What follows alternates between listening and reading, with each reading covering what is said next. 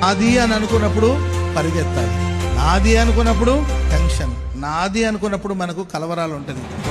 నాదేమీ లేదు ఇక్కడ. స్తోత్రం చెప్పడం గట్టిగా.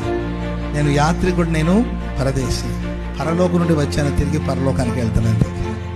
ఇక్కడ ఏది నాది కానే కాదు. ఆమె చెప్పడం గట్టిగా. నాది కాదన్నప్పుడు మనం రిలాక్స్గా బ్రతకొచ్చు.